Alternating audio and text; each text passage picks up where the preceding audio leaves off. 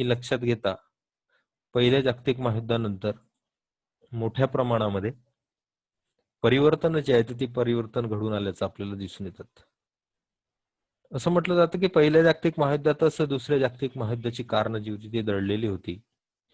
कारण जर्मनीवर जे केलेले दोस्त राष्ट्रांनी केलेले जे काही अन्याय होते, जर्मनीचा केलेला जो काही अपमान होतात, या अपमानामुळे जर्मनीच्या मनामध्ये खदखदत असलेला असंतोष असेल, अपमानाचा बदला घेण्याची त्यांची मनोवृत्ती असेल, यातूनच दुसऱ्या जागतिक महायुद्धाची सुरुवात जी आहे ती सुरुवात झाल्याचं आपल्याला दिसून येतं.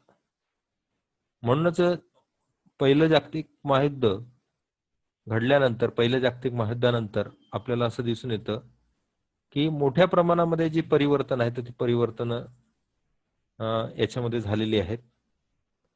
आणि ती परिवर्तन कोणती होती, ती परिवर्तन आपल्याला याच्यामध्ये लक्षात घ्यायची आहेत. म्हणजे पहिलं जागतिक महायुद्ध आणि पहिल्या जागतिक महायुद्धानंतर झालेले जे परिणाम आहेत ती परिणाम आपण यापर्यंत त्या दिवशी बघितलेला होता भाग. आता आपल्याला बघायचं आहे की पहिल्या जागतिक महायुद्धाच्या नंतर, पहिल्या जागतिक महायुद्धाच्या नंतर जगामध्ये काही जे महत्वाचे बदल झालेले आहेत ते बदल कोणकोणते होते ते याच्या संदर्भामधली माहिती आपण आज लक्षात घेणार आहोत. हा भाग आपण लक्षात घेतलेला होता. कारण अतिरिक्त राष्ट्रवाद असेल, त्यानंतर वसाहती मिळवण्याची स्पर्धा असेल, आंतरराष्ट्रीय कायद्याचा अभाव असेल, आंतरराष्ट्रीय राजकारणातील गुप्तता असेल, संघ प्रतिसंघ योजना असेल, अतिरिक्त लष्करीकरण असेल, त्यानंतर युरोपातील लोकमत आणि वृत्तपत्रे असतील, त्यानंतर बाल्कन समस्या असेल, त्यानंतर जर्मनी व फ्रान्स यांच्यामधील वितुष्ट असेल, कैसर विल्यम महत्वाकांक्षा असेल, त्यानंतर तत्कालीन कारण असेल, या संदर्भामधला आपण विचार केलेला होता. हे कोणकोणते देश याच्यामध्ये सहभागी होते त्याच्या संदर्भामधली सुद्धा माहिती आपण बघितली होती. दोस्त राष्ट्रे हिरव्या रंगामध्ये असणारी, म्हणजे प्रामुख्याने आपल्याला युरोप खंडातील बहुतांश देश जे आहेत ते देश त्याच्यामध्ये दिसतात. आफ्रिका खंडामधील काही देश जे आहेत ते त्याच्यामध्ये दिसतात. हे सर्व आपण त्या दिवशी बघितलेलं होतं. दोस्त राष्ट्र कोणती? दोस्त राष्ट्र हिरव्या रंगाचे जी राष्ट्र आहेत ती दोस्त राष्ट्र आहेत आणि केंद्रीय सत्ता जे आहेत ते पिवळ्या रंगामध्ये असलेले आपल्याला दिसून येतं. दोस्त राष्ट्र कोणती होती, कोणत्या कोणत्या वर्षामध्ये ती सहभागी झालेली होती याच्या संदर्भामधली सुद्धा माहिती आपण त्याच्यामध्ये बघितलेली होती. केंद्रीय सत्ता कोणकोणत्या होत्या आणि कशा कशा पद्धतीने त्या सहभागी झाल्या त्याच्या संदर्भामधली चर्चा जी आहे ती चर्चा आपल्याला करायची आहे. युद्धाचे परिणाम काय होते,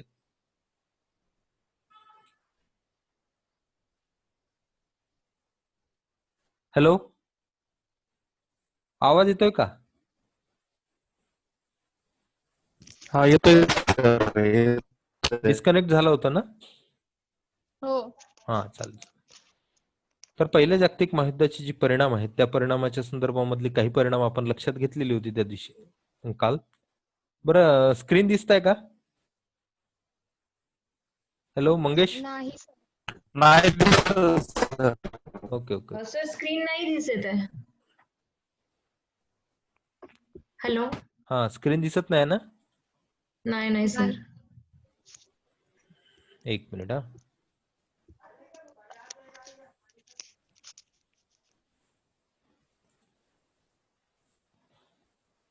आता दिसतोय का? हो सर. हा ओके.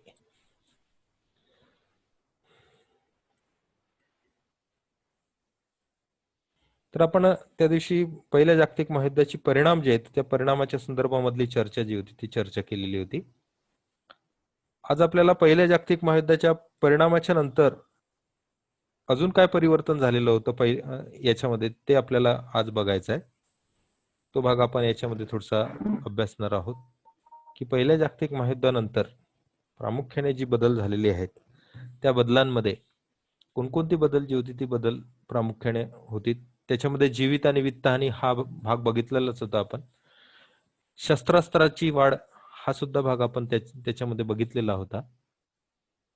त्यानंतर सर्व समाज ढवळून निघाला, म्हणजे प्रामुख्याने युरोपातील युरोप खंड प्रत्येक घरामधील एक माणूस असं म्हटलं तरी चालेल याच्यामध्ये जवळपास सहभागी झालेला होता असं आपल्याला दिसून येतं. कारण त्याच्यामधली जी संख्या बघितली आपण, तर दोस्त राष्ट्रांकडून 4,20,00,000 जर्मन गटांमध्ये 4,20,00,000 लोक याच्यामध्ये सहभागी होते.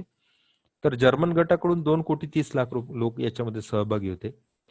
जवळपास दोन्ही बाजूंकडून जवळपास 90,00,000 लोक जे होते त्या लढाईमध्ये मृत्युमुखी पडले होते असं आपल्याला दिसून येतं. म्हणजे सर्व समाज जो होता तो समाज सुद्धा याच्यामध्ये म्हणजे जीवितहानी आणि वित्तहानी तर झालीच, शस्त्रास्त्राची वाढ झालीत, मात्र सर्व समाज सुद्धा याच्यामधून युरोपियन समाज ढळून निघाला होता आणि संपूर्ण जग म्हणून आपण त्याला त्यानंतर युद्ध प्रचार तंत्राचा विकास याच्या संदर्भामधली सुद्धा आपण माहिती लक्षात घेतलेली होती की प्रामुख्याने त्याच्यामध्ये काय झालेलं होतं. युद्धतंत्राचा विकास, आपापल्या बाजूच्या राष्ट्रातील व जगातील लोकमत सतत आपल्या बाजूने राहावे याच्यासाठी जो प्रयत्न होता तो प्रयत्न करण्याची सुरुवात झालेली होती. त्यानंतर जर्मनीला मिळालेली शिक्षा आणि तिचे परिणाम याच्यामध्येच पहिल्या जागतिक महायुद्धाची जी कारण हे आहेत म्हणजे दुसऱ्या जागतिक महायुद्धाची कारणं जी आहेत ती असल्याचं आपल्याला दिसून येतं. ते कोणती कारणं होती ते आपण याच्यामध्ये आज बघणार आहोत. तो भाग आपल्याला याच्यामध्ये लक्षात येणार आहे.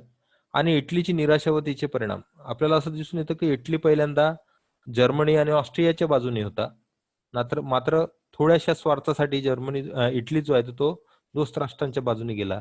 मात्र दोस्त राष्ट्रांच्या बाजूने गेल्यानंतर त्याला असं वाटलं की जगामधल्या बाकीच्या देशांमधल्या काही वसाहती ज्या आहेत त्या वसाहती आपल्याला मिळतील आणि दोस्त राष्ट्र आपल्याला काहीतरी भरभरून देतील असं त्याला वाटलं इटलीला. मात्र इटलीचं हे जे मत होतं हे मत इटलीचा हा जो विचार होता हा विचार त्यांना काहीही कामी पडला नसल्याचं आपल्याला दिसून येतं. कारण दोस्त राष्ट्रांनी इटलीचा सुद्धा अपमान केला. इटलीचे जे राष्ट्राध्यक्ष होते त्या राष्ट्राध्यक्षांचा सुद्धा अपमान केल्याचं आपल्याला दिसून येतं. तर या सर्व गोष्टी ज्या आहेत त्या सर्व गोष्टी आपल्याला याच्यामध्ये बघायच्या आहेत. आपण त्यानंतर आपल्याला अजून एक महत्वाचा मुद्दा जो आहे तो लक्षात घ्यायचा आहे की राष्ट्रसंघाची निर्मिती म्हणजे पहिल्या जागतिक महायुद्धानंतर सर्वात महत्वाचं जो परिणाम जो झालेला आहे तो परिणाम म्हणजे आपल्याला याच्यात लक्षात येईल की राष्ट्रसंघाची निर्मिती हा एक महत्वाचा जो भाग होता तो महत्वाचा भाग आपल्याला याच्यात लक्षात घेता येईल. म्हणजे राष्ट्रसंघाची निर्मिती जो आहे ती राष्ट्रसंघाची निर्मिती या पहिल्या जागतिक महायुद्धानंतर झाल्याचं दिसून येतं. म्हणजे जीवितहानी आणि वित्तहानी प्रचंड प्रमाणात जी झालेली होती अशा पद्धतीची विनाशकारी विपरीत बुद्धी पुन्हा होऊ नयेत आणि पुन्हा जगावर अशा पद्धतीचं संकट येऊ नयेत याच्यासाठी म्हणून जगामध्ये अशी एक जागतिक संघटना असली पाहिजेत की जी जागतिक संघटना जगातील बाकीचे जे व्यवहार आहेत त्या व्यवहारावर नियंत्रण ठेवेल. याच्यासाठी राष्ट्रसंघाची निर्मिती जी होती ती राष्ट्रसंघाची निर्मिती झाल्याचं आपल्याला दिसून येतं. हे जे चित्र दाखवलेलं आहे हे प्रचंड प्रमाणात झालेलं तिथलं नुकसान जे होतं ते नुकसान आपल्याला दर्शवतं. त्यानंतर काही अजून परिणाम आहेत ते परिणाम आपल्याला लक्षात घ्यावे लागेल की जीवनावश्यक वस्तूचा तुटवडा जो होता तो जीवनावश्यक वस्तूचा तुटवडा निर्माण झाल्याचं आपल्याला दिसेल पहिल्या जागतिक महायुद्धानंतर. कारण प्रचंड प्रमाणामध्ये शस्त्र निर्मितीच करण्याकडे जो कल होता तो कल वाढलेला असल्यामुळे जीवनावश्यक वस्तू ज्या होत्या त्या जीवनावश्यक वस्तूंकडे पूर्णपणे दुर्लक्ष केलं गेलेलं होतं. सर्व देश जे होते ते देश फक्त शस्त्र निर्मितीकडे लागलेले होते म्हणजे युरोपातील. त्यानंतर या सर्व गोष्टीचा परिणाम असा झाला की प्रचंड प्रमाणामध्ये युद्धामध्ये खर्च झाला, त्याच्यामुळे महागाईमध्ये प्रचंड वाढ झाली आणि जनतेकडून अतिरिक्त कर जो होता तो अतिरिक्त कर वसूल करण्याची सुरुवात जी होती ती सुरुवात झालेली होती. म्हणजे अप्रत्यक्षपणे जनता याच्यामध्ये होरपडली जाऊ लागलेली होती असं आपल्याला याच्यामध्ये दिसतं. त्यानंतर राष्ट्रीय कर्जाचे प्रमाण वाढले. आपल्याला असं दिसून येतं की याच्यामध्ये राष्ट्रीय कर्जाचं जे प्रमाण होतं प्रत्येक देशांमधलं ते राष्ट्रीय कर्जाचं प्रमाण वाढलं. त्या देशांमध्ये आपल्या देशांमधल्या ज्या काही सुखसुविधा आहेत त्या सुखसुविधा निर्माण करण्यासाठी या देशांना इतर देशांकडून किंवा अमेरिकेकडून बहुतांश कर्ज घ्यावं लागलेत आणि अमेरिकेने युरोपियन देशांना मोठ्या प्रमाणामध्ये कर्ज जी होती ती कर्ज दिल्याचं आपल्याला दिसून येतं. त्यानंतर जागतिक व्यापार व्यवस्थेवर त्याचे वाईट जे परिणाम होते ते परिणाम झाल्याचं आपल्याला दिसून येतं. म्हणजे संपूर्ण जगामधले जे काही व्यापार होते ते व्यापार या युद्धांमुळे खोळंबलेला आपल्याला दिसून येतात. तर ही जी सर्व परिणाम होते हे परिणाम आपल्याला जागतिक महायुद्धाचे झाल्याचं आपल्याला दिसून येतं. त्यानंतरचा सर्वात एक महत्वाचा परिणाम जो आहे तो परिणाम म्हणजे हा की जगामध्ये 1929 मध्ये जागतिक आर्थिक मंदी आल्याचं आपल्याला दिसून येतं.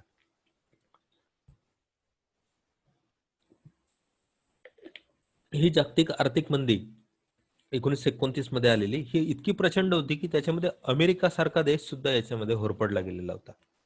म्हणजे एकूण आपल्याला असं दिसून येईल की जागतिक महामंदीमुळे पहिल्या जागतिक महायुद्धामुळे अशा पद्धतीचे अनेक परिणाम जे होते ते परिणाम जगावर झालेत. आणि एक अजून महत्वाचा परिणाम जो आहे तो परिणाम, आणि जो परिणाम सर्वात महत्वाचा परिणाम म्हणून ओळखला जातो, एक राष्ट्रसंघाची निर्मिती आणि दुसरी जागतिक महासत्ता म्हणून अमेरिकेचं होते.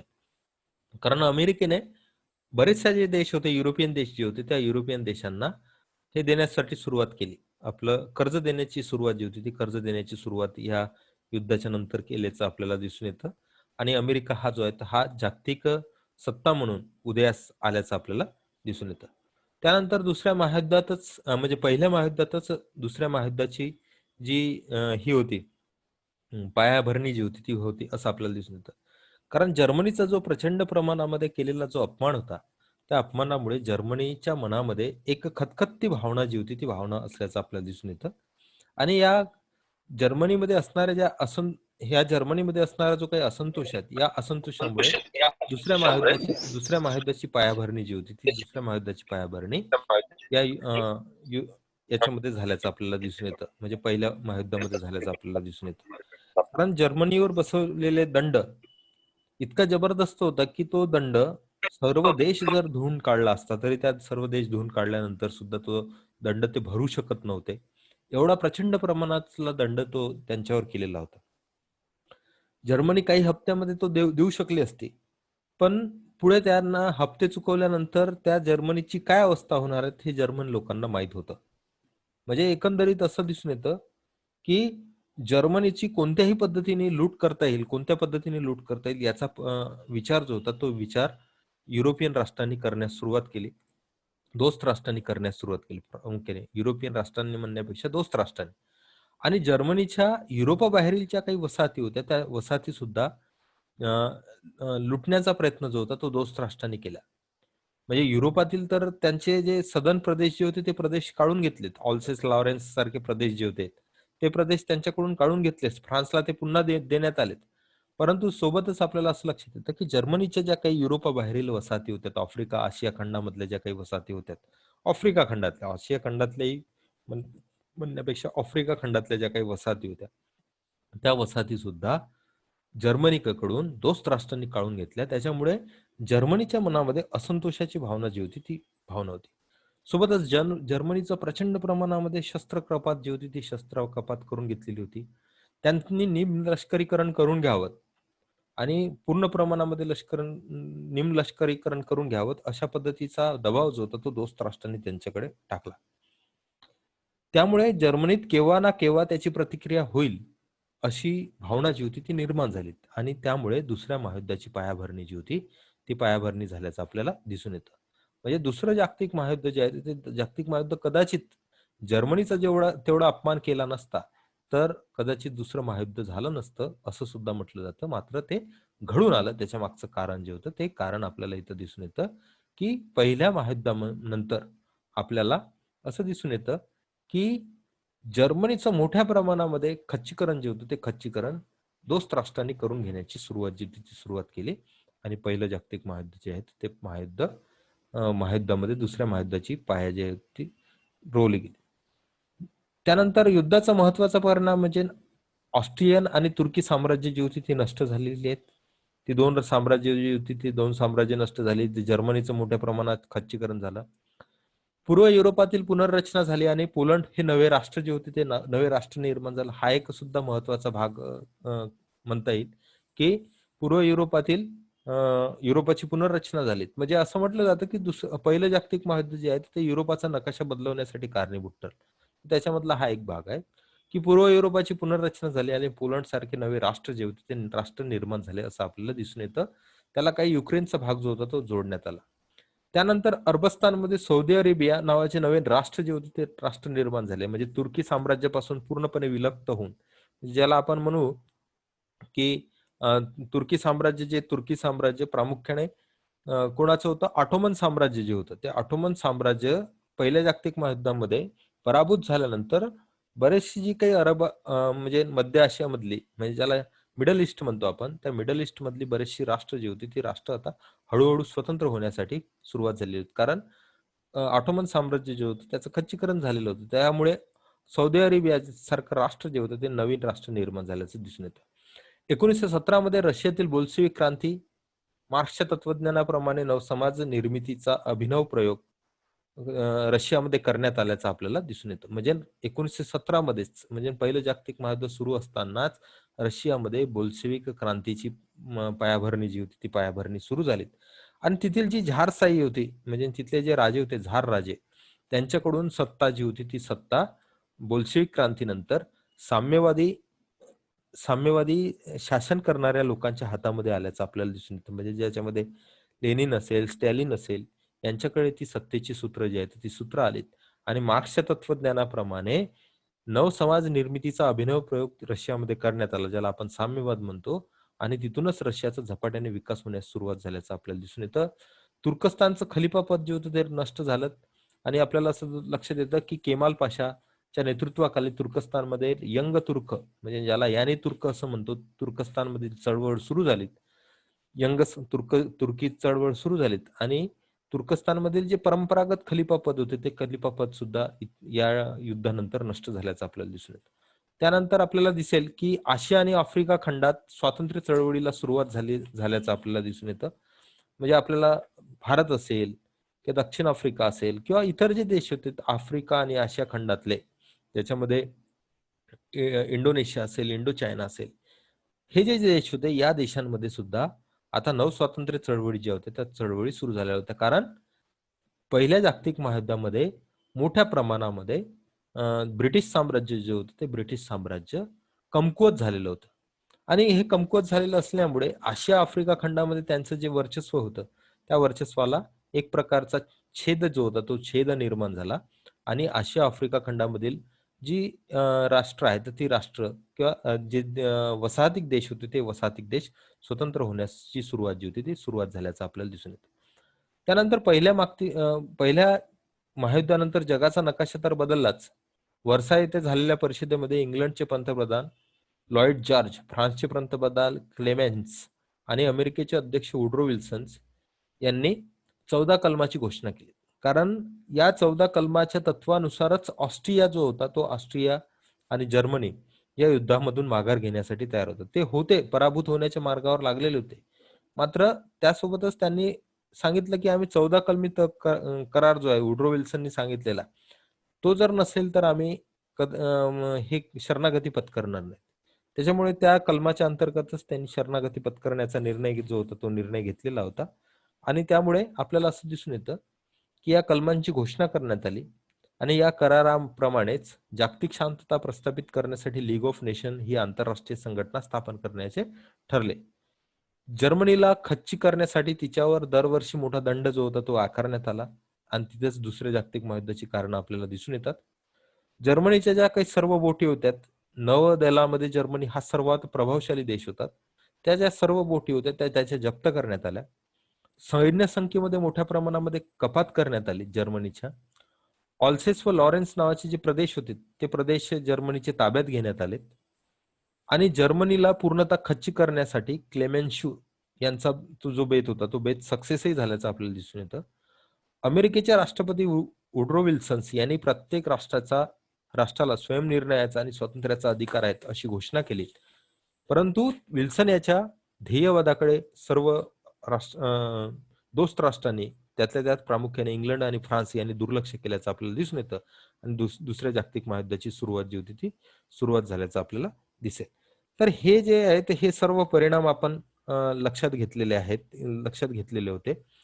आता आपल्याला बघायचं आहे की याच्यामध्ये पहिल्या जागतिक महायुद्धानंतर महत्वाचे बदल जे होते ते महत्वाचे बदल काय झालेले आहेत पहिल्या जागतिक महायुद्धानंतरचे, ते बदल आपल्याला याच्यामध्ये मूळतः लक्षात घ्यायचे आहेत. की ते बदल कोणते होते. तर ते बदल आपल्याला दिसून येतं की वुड्रो विल्सन यांची 14 तत्वे हा एक महत्वाचा बदल जो होता तो बदल आपल्याला दिसून येतो. की या वुड्रो विल्सनच्या 14 तत्वानुसारच जागतिक महायुद्ध, पहिलं जागतिक महायुद्ध जे होतं ते समाप्त होणार होतं. कारण यालाच मान्यता जी होती ती हंगेरी आणि जर्मनीने दिलेली होती. या 14 कलमानुसारच पहिलं जागतिक महायुद्ध समाप्त होईल असं त्यांनी सांगितलं होतं. म्हणून वुड्रो विल्सनची ही 14 तत्व जी आहेत ती अत्यंत महत्वाची आहेत. हे वुड्रो विल्सन आहे, यांची 14 तत्व जी आहेत. अमेरिकेचे अध्यक्ष होते ते. अमेरिकेचे अध्यक्ष असणाऱ्या या वुड्रो विल्सनची या पहिल्या जागतिक महायुद्धानंतर अत्यंत महत्वाची भूमिका असल्याचं आपल्याला दिसून येतं. त्यांनी सांगितलेली ही जी 14 तत्वे होती, ही 14 तत्वे अत्यंत महत्वाची. त्यानंतर आपल्याला असं लक्षात येतं की पॅरिस शांतता परिषद ही एक महत्वाचा भाग आहे. हा जो आहे हा जो आहे हे जे आहे हे पॅरिस शांतता परिषदेचं चिन्ह म्हणून ओळखलं जातं. तर ही पॅरिस शांतता परिषद जी आहे ही पॅरिस शांतता परिषद सुद्धा पहिल्या जागतिक महायुद्धानंतरचा अत्यंत महत्वाचा बदल म्हणून जो आहे तो बदल म्हणून ओळखला जातो. तो आपल्याला याच्यात लक्षात घ्यायचा आहे. म्हणजे पहिल्या जागतिक महायुद्धानंतरचे महत्वाचे जे काही बदल आहेत ते बदल आपल्याला लक्षात. त्यानंतर राष्ट्रसंघाची निर्मिती कधी झाली? 1919 मध्ये लीग ऑफ नेशन हा एक बदल आपल्याला याच्यामध्ये लक्षात घ्यायचा आहे की हे जे बदल आहेत या बदलांमुळे काय काय परिवर्तन झाले. त्याच्यामधला पहिला जो बदल आहे तर तो आहे तो वुड्रो विल्सन याची 14 तत्वे. तर काय होती ही 14 तत्वे हे आपल्याला इथं पहिल्यांदा लक्षात घ्यावं लागेल की वुड्रो विल्सननी पहिलं जागतिक महायुद्ध समाप्त व्हावं याच्यासाठी जो प्रयत्न केलेला होता की अमेरिकेने जो प्रयत्न केलेला होता तो प्रयत्न कोणता होता आणि ही 14 तत्वे काय होती वुड्रो विल्सनची ते आपल्याला लक्षात घ्यावं लागेल. तर पहिलं जे तत्व आहे ते पहिलं तत्व आहे की यापुढील काळात आंतरराष्ट्रीय व्यवहार करण्यासाठी येणारे जे तह किंवा करार गुप्तपणे करता येणार नाही. म्हणजे ते उघडपणे करावेत. म्हणजे जेणेकरून एकमेकांच्या प्रती जो असणारा अविश्वास आहे तो अविश्वास राहणार नाही. याच्यासाठी युरोपियन राष्ट्रांना तशा पद्धतीचं सांगण्यात आलं. कारण युरोपीय राष्ट्रामध्ये पहिलं जागतिक महायुद्ध घडून येत असताना तिथे मोठ्या प्रमाणामध्ये अशा पद्धतीचे गुप्त करार झालेले होते आणि त्याची सुरुवात जी होती ती बिस्मार्कने केल्याचं आपल्याला दिसून येतं. बिस्मार्कने वेगवेगळ्या देशांसोबत मैत्री करार जे होते ते मैत्री करार केलेले होते आणि आपलं एक असा स्वतंत्र असा गट तयार केलेला होता. त्यामुळे यापुढील काळामध्ये म्हणजे पहिल्या जागतिक महायुद्धाच्या नंतरच्या काळामध्ये आंतरराष्ट्रीय व्यवहार करण्यात येणारे जे तह किंवा करार आहेत ते तह किंवा करार गुप्तपणे करता येणार नाहीत आणि ते उघडपणे करावेत अशा पद्धतीचं पहिलं तत्व. त्यानंतर दुसरं तत्व होतं समुद्र पर्यटनास कोणत्याही देशाला अनिर्बंध स्वातंत्र्य असावेत. हा एक महत्वाचा मुद्दा होता. तो मुद्दा महत्वाचा आहे कारण समुद्राच्या सीमा ज्या होत्या त्या सीमा बांधलेल्या होत्या. या आमच्या भागामध्ये तुम्ही यायचं नाही, तुम्ही आमच्या भागामध्ये यायचं नाहीत आणि समुद्रामधील वर्चस्व प्रस्थापित करण्याच्या भूमिकेमधूनच प्रामुख्याने आपल्याला दिसून येतं की पहिल्या जागतिक महायुद्धाची सुरुवात जी होती ती सुरुवात झाली. ज्यांच्या हाती समुद्राचं वर्चस्व त्याच्याकडे जास्तीत जास्त वसाहती हे ठरलेलं होतं. त्याच्यामुळे समुद्र पर्यटनास कोणत्याही देशाला अनिर्बंध स्वातंत्र्य असावेत हे महत्वाचं होतं. कारण प्रत्येक देशाच्या ज्या काही सामुद्रिक सीमा आहेत त्या सामुद्रिक सीमा त्यांच्या नियंत्रणात असतील. मात्र बाकीचा जो समुद्र असेल तो बाकीचा समुद्र सर्व देशांसाठी असेल. म्हणजे सर्व देश त्याच्यामध्ये आपलं पर्यटन जे आहे ते करू शकतील किंवा ते मुक्तपणे संचार करू शकतील. हा एक महत्वाचा मुद्दा. त्यानंतर तिसरा महत्वाचा मुद्दा आहे आंतरराष्ट्रीय आर्थिक व्यवहाराचे बंधने जी होती ती शक्य तितकी जी आहेत ती दूर करावीत. म्हणजे आंतरराष्ट्रीय आर्थिक व्यवहार जे आहेत एकमेकांसोबतचे जे काही आंतरराष्ट्रीय आर्थिक व्यवहार आहेत त्या व्यवहारामधली जी बंधने आहेत ती बंधने म्हणजे ज्याला आपण ओपन डोअर पॉलिसी सारखी पॉलिसी जी आहे ती पॉलिसी राबवली जावीत ज्याच्यामध्ये किंतु परंतुचा भाग जो आहे तो नसावा. हा त्याच्या मागचा भाग होता. कारण वसाहतिक प्रदेशाच्या वाटणीवरून आणि वसाहतिक प्रदेशाच्या व्यवहारावरून बऱ्याच प्रमाणामध्ये आंतरराष्ट्रीय स्तरावर मोठ्या प्रमाणामध्ये ही झालेली होती. म्हणजे एक असंतोषाची भावना निर्माण झालेली होती. ती भावना टाळण्यासाठी हा एक व्यवहार जो होता तो केल्याचा दिसून येतो. त्यानंतर सर्व राष्ट्रांनी आपल्या लष्करात कपात करावी जे ठरलेलंच होतं की वुड्रो विल्सनचे जे काही 14 तत्व होती त्या 14 तत्वामधलं एक अजून महत्वाचं तत्व होतं ते म्हणजे सर्व राष्ट्रांनी आपल्या लष्करामध्ये कपात करावी आणि सर्व राष्ट्र हे जे आहेत हे सर्व राष्ट्र आपसांमध्ये भांडायचे नसेल तर प्रत्येक देशांमध्ये शांतता निर्माण करायची असेल तर आपलं लष्करी सामर्थ्य जे आहे ते लष्करी सामर्थ्य कमी असलं पाहिजेत अशा पद्धतीचा निर्णय जो होता तो निर्णय याच्यामध्ये घेण्यात आल्याचं आपल्याला दिसून येतं. म्हणजे लष्करामध्ये कपात करावी अशा पद्धतीचा निर्णय जो होता तो निर्णय घेण्यात आल्याचं आपल्याला दिसतं. हे एक महत्वाचं वुड्रो विल्सनचं तत्व असल्याचं आपल्याला दिसेल. त्यानंतर आपल्याला दिसेल की प्रामुख्याने वसाहती स्वातंत्र्य देण्यात यावे. म्हणजे वसाहती ज्या होत्या त्या वसाहतींना स्वातंत्र्य देण्यात यावे. इंग्लंडच्या वसाहती असेल, फ्रेंचच्या वसाहती असेल, जर्मनीच्या असेल किंवा इटलीच्या असेल किंवा युरोपियन देश जेवढे देश आहेत, पोर्तुगालचे असतील, त्या सर्वांनी वसाहतींना स्वातंत्र्य द्यायचं. कारण तिथल्या लोकांच्या मनातल्या भावना ज्या आहेत त्या भावनांचा विचार करणं अत्यंत आवश्यक आहे. अशा पद्धतीचं मत जे होतं ते वुड्रो विल्सननी व्यक्त केल्याचं आपल्याला दिसून येतं. त्यामुळे त्या वसाहतींना स्वातंत्र्य देण्यासाठी वुड्रो विल्सननी पुढाकार घेतला. त्यानंतर रशियाच्या भूमीवरून दोस्त राष्ट्रांनी आपले सैन्य काढून घ्यावे व रशियाला स्वतःचे भवितव्य ठरवण्याचा पूर्ण स्वातंत्र्य द्यावेत अशा पद्धतीचं मत सुद्धा व्यक्त करण्यात आलं. रशियाच्या भूमीवर जे दोस्त राष्ट्रांचे म्हणजे इंग्लंड असेल, फ्रान्स असेल यांचं जे सैन्य गेलेलं होतं म्हणजे रशियालाच मदत करण्यासाठी, तर त्यांना तिथून ते जावं आणि त्या रशियाला, कारण त्यावेळेस रशियामध्ये बोल्शेविक क्रांतीची जी सुरुवात आहे ती सुरुवात झाल्याचं आपल्याला दिसून येतं. त्याच्यामुळे ते एक महत्वाचं पाऊल जे होतं ते महत्वाचं पाऊल त्याच्यामध्ये उचलण्यात आलं. रशियाच्या भूमीवरून दोस्त राष्ट्रांनी आपले सैन्य काढून घ्यावेत व रशियाला स्वतःचे भवितव्य ठरवण्याचे पूर्ण स्वातंत्र्य द्यावेत अशा पद्धतीचा जो निर्णय होता तो निर्णय घेण्यात आला. त्यानंतर बेल्जियमचे सार्वभौमत्व सर्वांनी मान्य करावेत. बेल्जियमला स्वतंत्र राष्ट्राचा दर्जा जो आहे तो स्वतंत्र राष्ट्राचा दर्जा देण्यात यावा अशा पद्धतीचं एक मत जो होतं ते मत सुद्धा याच्यामध्ये व्यक्त करण्यात आलं आणि त्यानुसार बेल्जियमला स्वतंत्र राष्ट्राचा दर्जा जो आहे तो दर्जा देण्याचा निर्णय जो होता, म्हणजे त्याचं सार्वभौमत्व मान्य करणे म्हणजे त्याला स्वतंत्र राष्ट्राचा दर्जा देणे, हे जे होतं ते हे त्याच्यामध्ये ठरवण्यात आलं. म्हणजे 14 कलमांपैकी 7 कलम ही अशी होती.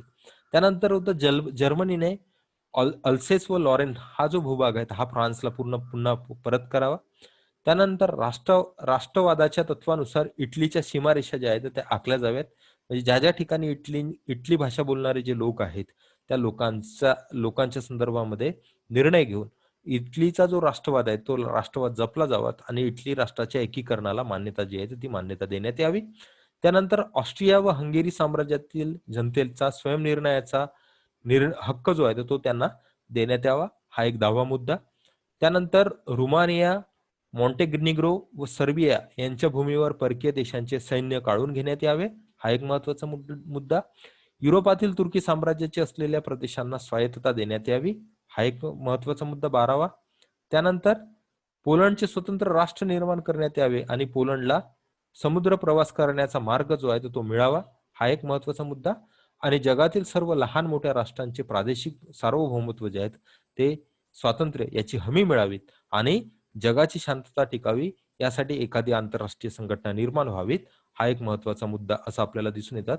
ही वुड्रो विल्सनची 14 कलमे आहेत आणि त्या वुड्रो विल्सनच्या या 14 कलमामध्ये आपल्याला दिसून येतं आंतरराष्ट्रीय शांतता, राष्ट्रवाद, स्वातंत्र्यवाद आणि स्वयंनिर्णय ही जी तत्व होती ही तत्व त्याच्या मागची प्रमुख तत्व होती आणि त्यानंतरचा ध्येयवाद याच्यातून प्राप्त करण्यात येणारा होता तो ध्येयवाद. तर सर्व विद्यार्थ्यांना आता टाइम आउट झालेला आहे आपला, तर सर्व विद्यार्थ्यांना मी आता एक फीडबॅक सोडणार आहे, तर त्यांनी तो सर्व फीडबॅक जो आहे तो भरून पाठवावा. हात वर करून तुम्ही सर्वांनी रिप्लाय द्या. Okay sir. मी एक फीडबॅक पाठवतो, लगेच तो फीडबॅक भरून द्यायचा. ओके. चालेल, थँक्यू.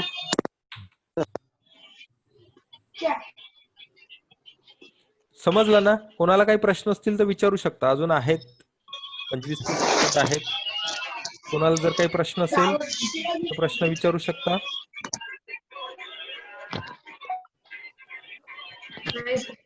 नाही ना? ओके, समजतं ना?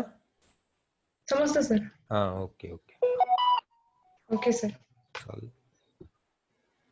Thank you sir.